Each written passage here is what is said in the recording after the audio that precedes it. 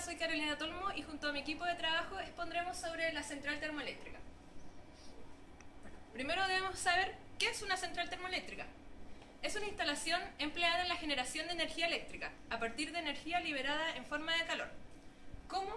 Generalmente mediante la combustión de combustibles fósiles, como lo son el gas, el petróleo o el carbón. Este calor es empleado por un ciclo termodinámico convencional para mover un alternador y producir así la energía eléctrica. O sea, en términos muy simples, es una instalación donde se genera electricidad.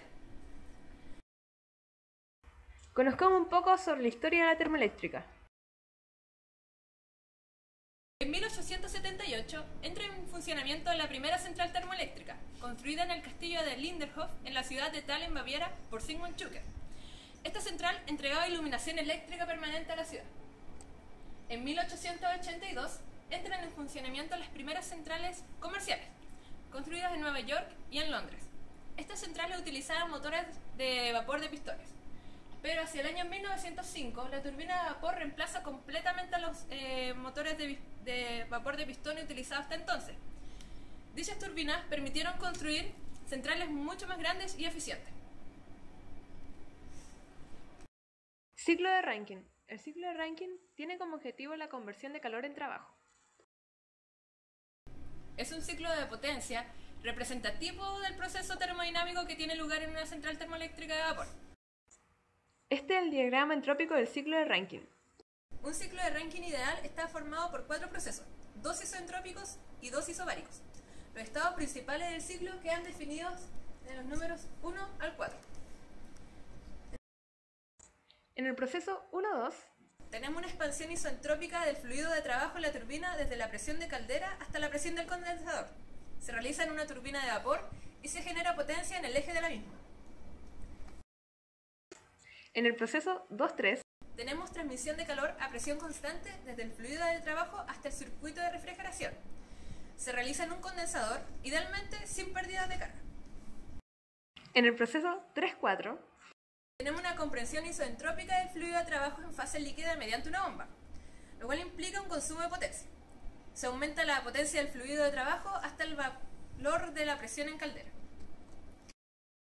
En el proceso 4-1 existe una transmisión de calor hacia el fluido de trabajo a presión constante en la caldera. En un primer tramo del proceso, el fluido de trabajo se calienta hasta la temperatura de saturación. Luego tiene lugar el cambio de fase líquido-vapor y finalmente se obtiene vapor sobrecalentado. Este vapor sobrecalentado de alta presión es el utilizado por la turbina para generar la potencia del ciclo.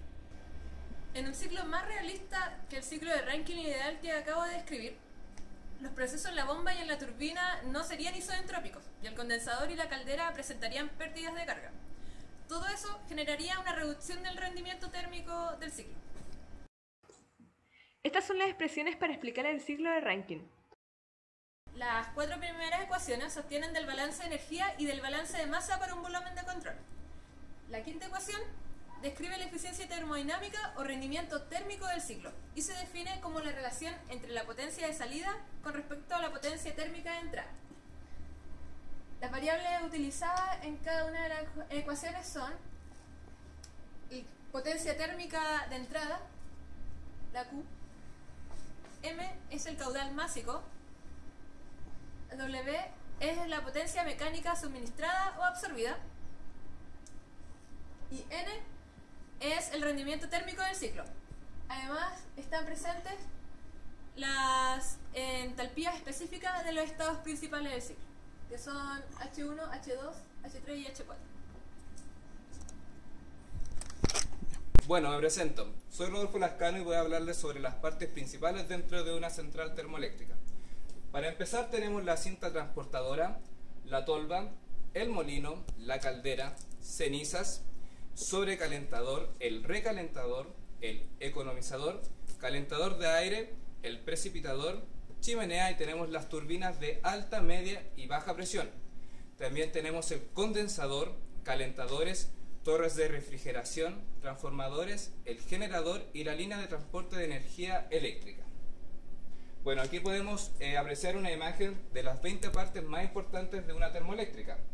Por favor. La termoeléctrica se compone por las siguientes partes. Tenemos número 1 la caldera, que es el dispositivo de ingeniería diseñado para generar vapor.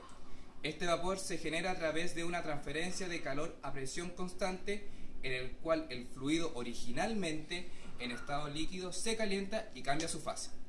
La caldera es un caso particular en el que se eleva a altas temperaturas un set del intercambiador de calor, en el cual se produce un cambio de fase. Además es recipiente de presión, por lo cual es construida en partes con acero laminado a semejanza de muchos contenedores de gas. Generar electricidad a través de un ciclo de Rankine es parte de la caldera. Fundamentalmente esto sucede dentro de las centrales termoeléctricas. El sobrecalentador de vapor es básicamente un intercambiador de calor, gases-vapor, diseñado teniendo en cuenta las particularidades de su trabajo con gases de combustión.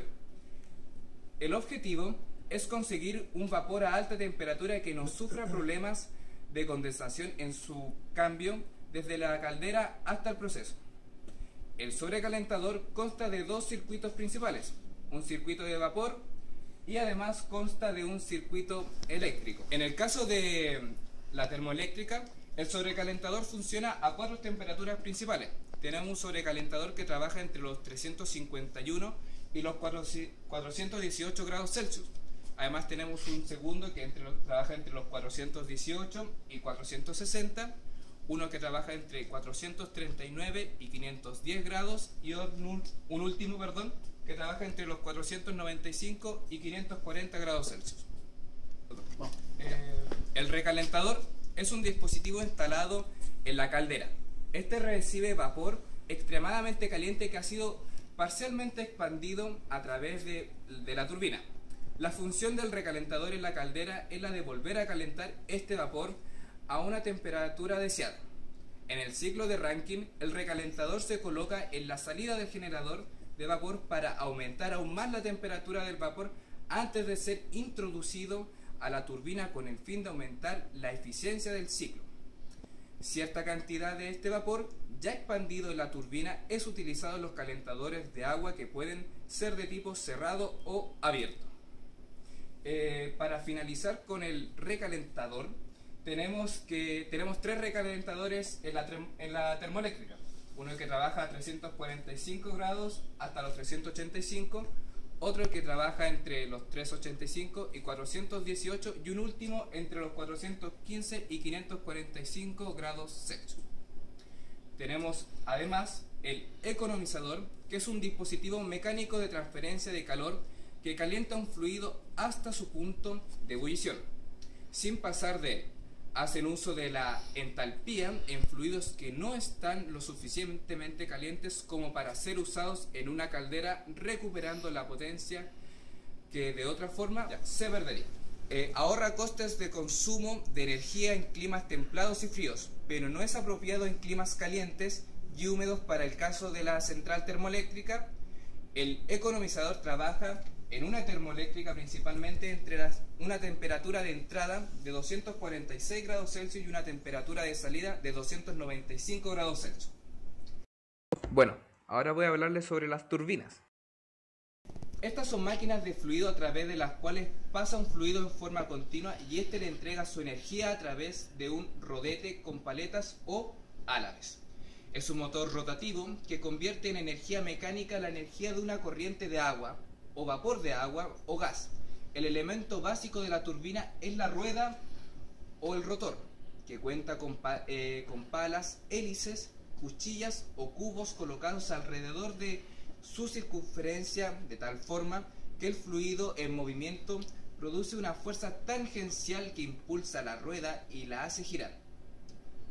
Esta energía mecánica se transfiere a través de un eje para proporcionar el movimiento de una máquina de compresor a un generador eléctrico. Bueno, la siguiente. El condensador. El condensador es un intercambiador de calor entre fluidos, de modo que mientras uno de ellos se enfría, pasando de estado gaseoso a un estado líquido, el otro se calienta. Se fabrican en tamaños y disposiciones diversas para ser empleados en numerosos procesos térmicos. Hola, me presento, mi nombre es Mario Olivares y hablaré de los procesos de producción de una central termoeléctrica. En una central termoeléctrica suceden varios procesos para la formación de la energía termoeléctrica, es decir, que la energía cinética y del calor principalmente sean transformadas en energía eléctrica. Se presenta una pequeña reseña del consumo de la energía y en comparación a su producción. El consumo de carbón son 59 toneladas por hora, el carbón bituminoso, y la energía del carbón son 6.176 kilocalorías por kilo en un rendimiento del 35%. Aquí se puede apreciar que el carbón produce 424 megawatts, en la caldera se pierden 55, mientras que en el proceso quedan 369, en el condensador se pierden 211 megawatts. Queda una energía resultante de 158, en la turbina se pierden 8 megawatts, mientras que la energía final son de 150 megawatts. La transformación de energía que se presentan dentro de una central térmica son las siguientes. Energía química latente, después pasa a una energía térmica vapor, energía mecánica rotacional y por último, quinto y último paso, energía eléctrica.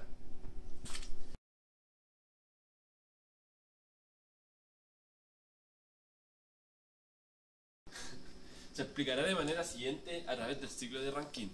La bomba recolecta condensado a baja presión y temperatura, típicamente una presión menor a la atmosférica, y comprime el agua hasta la presión de la caldera. Este condensado a menor temperatura que la temperatura de saturación en la caldera es inyectada a ella. Aquí primero se calienta, alcanzando la saturación y luego se inicia la ebullición del líquido. Se extrae el vapor de la caldera y luego se conduce el vapor al sobrecalentador. Este elemento es un intercambiador de calor, al que se le entrega calor a alta temperatura, por lo que el vapor se calienta hasta salir como vapor sobrecalentado. El vapor que sale del sobrecalentador se lleva a la turbina. Allí se expande, recuperando trabajo en la turbina hasta la presión asociada de la temperatura de condensación. El vapor que descarga la máquina entra al condensador, donde se convierte en agua, al entrar en contacto con las paredes de los tubos que están refrigerados en su interior. El condensado se recolecta al fondo del condensador, donde se extrae prácticamente como líquido saturado. Existen dos tipos de centrales, las convencionales y las de ciclo combinado. Partiremos explicando las convencionales. Utilizan carbón, madera o fuel oil como combustible. Las centrales térmicas convencionales se utilizan turbinas de vapor para accionar los alternadores que generan electricidad. La emisión de residuos a la atmósfera y los propios procesos de combustión que se producen en las centrales térmicas tienen una incidencia importante sobre el medio ambiente. La combustión de carbón tiene como consecuencia la emisión de partículas y ácidos de azufre, en las que el fuel oil, los niveles de emisión de estos contaminantes son menores, aunque debe tenerse en cuenta la emisión de óxidos de azufre y hollines ácidos prácticamente nulos en las plantas de gas. En todo caso, en mayor o menor medida, todas ellas emiten a la atmósfera dióxido de carbono. La eficiencia energética de estos se sitúa aproximadamente al 37% y necesita depósitos para su almacenamiento, y es necesario el tráfico de camiones o trenes para el aprovisionamiento. El tiempo de construcción aproximadamente es entre unos 5 y 7 años.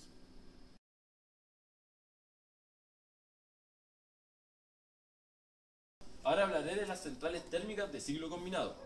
Utilizan gas natural como combustible. Además, utilizan una turbina de vapor, una turbina de gas en la cabecera del proceso.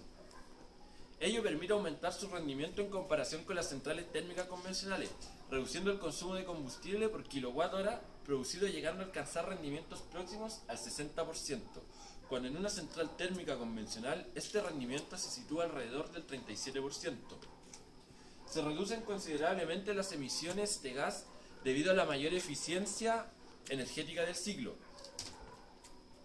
El gas natural es un combustible más limpio que el carbón, o el petróleo y sus derivados. Al utilizar el gas natural se emiten menos gases contaminantes a la atmósfera. Se reducen los niveles de dióxido de carbono y óxido de nitrógeno. También se reduce considerablemente el nivel de ruido. Además, las centrales de ciclo combinado solo requieren para la condensación del vapor 1/3 del agua necesaria en las centrales térmicas convencionales. Las centrales de ciclo combinado de gas natural son mucho más eficientes que una termoeléctrica convencional, aumentando la energía eléctrica generada. La eficiencia energética se sitúa en torno a un 56%.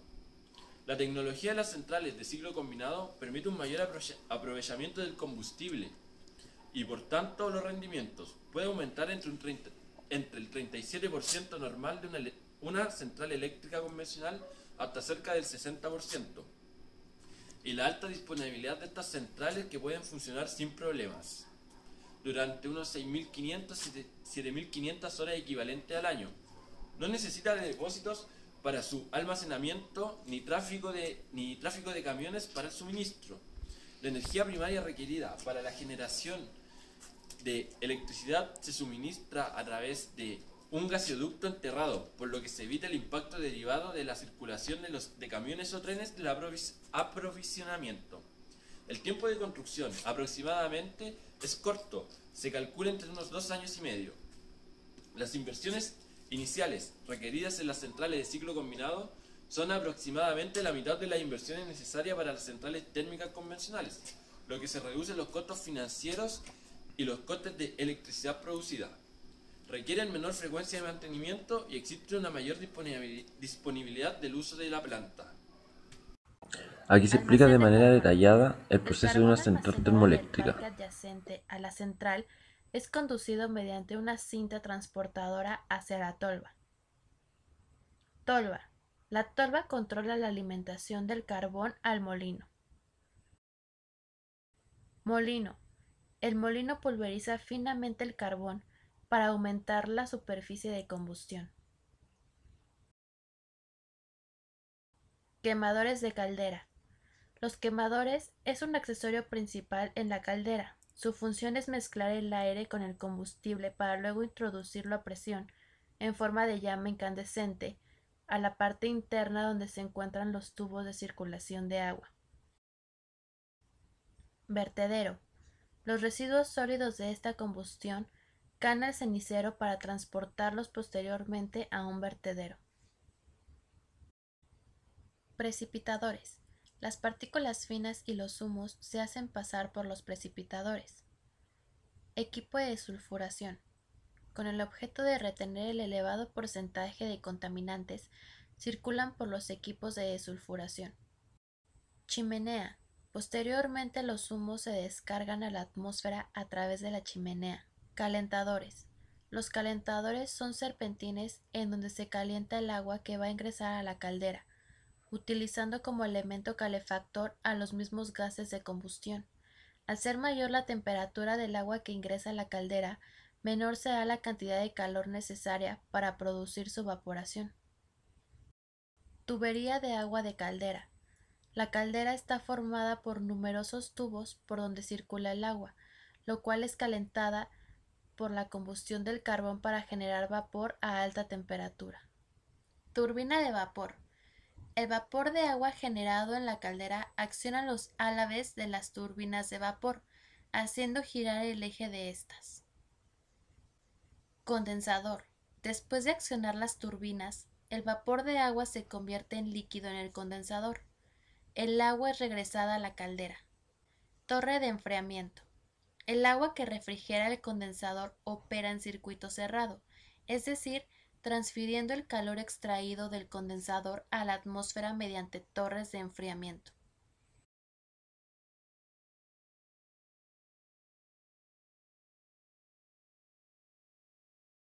Generador eléctrico. El eje de las turbinas de vapor mueve el rotor del generador eléctrico. En el generador, la energía mecánica rotatoria es convertida en electricidad de media y alta tensión. Transformador.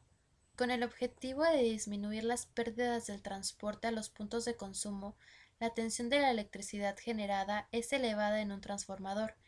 antes de ser enviada a la red general mediante las líneas de transporte de alta tensión. Me presento, mi nombre es Jan Castillo y vengo a hablar sobre las ventajas y desventajas de las centrales termoeléctricas. En las ventajas encontramos aspectos económicos, en cual las termoeléctricas son muy importantes para la economía, ya que pueden generar la mayoría de energía en un país, entregando energía suficiente para cada hogar. También, la inversión inicial y los costos operativos de las centrales termoeléctricas son menores en relación a otros tipos de generación. Por lo anterior, la recuperación del capital se da a un tiempo menor en relación a otras formas de producción. Es muy corto el tiempo en cual se genera una termoeléctrica, ya que va entre 6 meses a 2 años desde el inicio de su construcción de la central hasta que ella está completamente operativa. Las centrales termoeléctricas pueden ser instaladas en centros de consumo, a diferencia de otras hidroeléctricas que se ubican dependientemente en disponibilidad donde hay agua. Las centrales termoeléctricas traen como beneficio a la región como en el país que se encuentra, generando más empleos directa o indirectamente, y así se radicará más gente en la región. Por consiguiente, habrá más demanda de proyectos inmobiliarios, más personas con necesidad de arrendar y comprar casas. Mejora la calidad de vida y estatus social de los habitantes. Habrá más clínicas, tiendas retail, colegios, aumentará la flota de vehículos de transporte público. En la región que tiene auge minero son de gran importancia, ya que podrá entregar agua de uso industrial a estas mineras. Debido a la mano de obra que se necesita para implementar una central termoeléctrica, es que las universidades amplían su campo curricular, implementando más carreras relacionadas con el trabajo que se requiere para estos casos. Las desventajas. Dentro de las desventajas encontramos el impacto ambiental,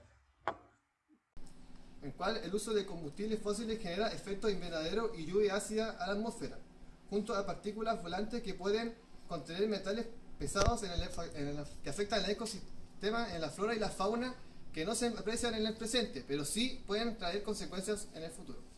Este proyecto de energía térmica tiene un principio y un final, ya que no es una energía renovable, debido a sus combustibles fósiles que son energía finita. Sus emisiones térmicas y de vapor pueden alterar el microclima local.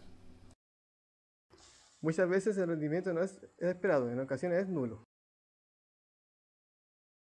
A pesar de haber hecho una gran inversión para mejorar la eficiencia de la central termoeléctrica, el rendimiento de las calderas de biomasa es inferior al de las que usan los combustibles fósiles. Genera grandes cantidades de CO2, acelerando el calentamiento global y produciendo un impacto ambiental que puede producir una contaminación debido a los materiales implicados en el proyecto, como el petróleo o los derivados petroleros. Se necesita mayor cantidad de biomasa para conseguir la misma cantidad de energía con otras fuentes. Afecta negativamente a los ecosistemas fluviales debido a que se vierte una cantidad de agua caliente que daña a la producción agrícola o pesquera. En caso de la producción pesquera, el agua que se usa es caliente, afecta a la vida de los peces, mientras que la agrícola afecta a los cultivos de la gente. Otro inconveniente de estas centrales es que son muy susceptibles al precio del petróleo. La subida del petróleo afecta muy directamente al precio de la electricidad. Me presento, mi nombre es Felipe González y mi tema a tratar sería el impacto social de las termoeléctricas. Los impactos más representativos de una termoeléctrica vendrían a tener afluencia de trabajadores, que durante los años de la construcción de una termoeléctrica más o menos se necesitan miles de trabajadores y unos cientos de operadores. Sin embargo, una vez construida, operan con no más de 40 personas. Los inversionistas, grandes inversiones, más de $1.000 millones. En el entorno, las comunidades cercanas son las más afectadas. Estas pueden experimentar desarrollo inducido. También puede verse afectada la infraestructura existente de la comunidad, escuelas, servicio médico, política, etc. Dada la afluencia de trabajadores, los aspectos socioculturales pueden verse muy afectados. Si la planta necesita más terreno para su expansión, la población cercana será desplazada, afectando su demografía. Ahora, adentrando en el tema de las manifestaciones. Las movilizaciones se verán incentivadas por la contaminación que conlleva mantener en pie una termoeléctrica, los ruidos molestos emitidos por esta, aire contaminado, cambio de la vegetación y animales del lugar. Claramente el objetivo de las manifestaciones es la detención de la construcción de las termoeléctricas cercanas. Caso conocido fue el de la termoeléctrica de Punta de Choros con la termoeléctrica Barracones. Esta quería implementarse con una reserva marina, y si se hubiese realizado los daños ecológicos y económicos de la salud de la población serían severos. Las manifestaciones se hicieron mucho más fuertes por los avances tecnológicos como lo fueron las redes sociales, Facebook, Twitter, todo eso. Primeramente las autoridades ambientales le dieron el sí al proyecto, pero tal fue el repudio a nivel nacional que llegó hasta el mismísimo presidente Sebastián Piñera Echeñique, que llegó a un acuerdo con Suez Energy para trasladar esta planta a otra locación. Otro ejemplo sería la termoeléctrica Castilla, donde la Corte de Apelaciones de Antofagasta anula el estudio del impacto medioambiental que daba luz el proyecto. Así como unos proyectos fueron rechazados, otros fueron aprobados. Los más relevantes serían los de Patricio Elwin, de 1990 a 1994, aprobó 2 centrales termoeléctricas. Eduardo Frey, de 1994 a 2000, aprobó 21 termoeléctricas. Ricardo Lagos, del 2000 al 2006, aprobó 39 termoeléctricas. Michelle Bachelet, rompiendo un récord, del 2006 al 2010, aprobó 42 termoeléctricas. Y Sebastián Piñera, del 2010 hasta entonces, aprobó 105 termoeléctricas. La CONAMA, Comisión Nacional del Medio Ambiente. Su principal objetivo era elaborar normas medioambientales y planes de prevención y descontaminación, administrar el sistema de evaluación del impacto medioambiental mediante el CEA, promover la educación ambiental y la participación de la ciudadanía en los precios de toma de decisiones ambientales, financiar proyectos de actividades destinados a la protección o reparación del medio ambiente, mantener el Sistema Nacional de Información Ambiental, el SINIA, para asegurar el acceso de la información de tópicos ambientales. La principal propuesta de la CONAMA planteada con el CNE es establecer límites para la emisión en un rango entre el estándar del Banco Mundial y de la Unión Europea, acercándose a esta. Los óxidos nitrosos son de 450 miligramos partido por newton metro cúbico. Y de óxido sulfato es de 1000. Consecuencias de la nueva reforma. La nueva reforma impone un impuesto verde de $5 por cada tonelada de emisión de CO2 proveniente de fuentes termoeléctricas con una potencia térmica mayor o igual a 50 MW. René Muga, gerente general de la Asociación de Generadoras, afirma estar en desacuerdo a que se apunte a bajar las emisiones por medio de un impuesto. Dice que sería más difícil realizar inversiones en termoeléctricas. Esto afectaría los costos de la generación de carbón y de gas de un 8 a un 9%. Bueno, me presento, mi nombre es Matías Godoy. Y daré a conocer un pequeño análisis de la situación en que se encuentra nuestra región sobre las termoeléctricas. Hoy, en la región de Atacama existen varias plantas termoeléctricas que se han posicionado con el fin de satisfacer las necesidades energéticas que se necesitan a la hora de solventar la demanda energética de las grandes empresas, ya sean mineras, agrícolas o sencillamente el uso cotidiano que se le puede dar a cualquier familia en su hogar, de tal forma de aportar la energía al sistema interconectado que posee nuestro país. De esta forma, la región cuenta con varias plantas, dentro que se las puede nombrar la central Punta Alcalde, la central Guacolda y la central Diego de Almagro. La central termoeléctrica Punta Alcalde se encuentra a 15 kilómetros al sur de Huasco. Esta planta trabaja mayoritariamente a carbón y tiene 2 unidades generadoras que proporcionan 370 megawatts de potencia cada uno, es decir que entre las dos formarán una potencia media de 740 megawatts. A base de esto último, es decir que estos 740 megawatts pueden producir fácilmente energía para solventar las necesidades de 890.000 hogares anualmente. La siguiente termoeléctrica que se desarrolla en nuestra región sería la termoeléctrica Diego de Almagro. Esta cuenta con una potencia media de 46 megawatts, una turbina a gas diésel y 2 generadores. Y por último, la central termoeléctrica Guacolda se ubica a 5 kilómetros de la ciudad de Huasco. Trabaja a carbón y funciona desde el año 1995. Desde esa fecha, el número de generadores ha ido en aumento. Se podría decir que esta planta es una de las más grandes, dado que llega a tener 5 generadores. Cada uno de estos genera aproximadamente 152 megawatts. Es decir que en total podría juntar 760 megawatts de potencia media. Desde estos 760 megawatts se podría alimentar el suministro eléctrico de 910.000 hogares anualmente. con esto se da fin a nuestra presentación, espero que haya sido de su agrado y de todos modos damos las gracias a la Central Termoeléctrica Hualta que nos proporciona información de gran ayuda. Gracias.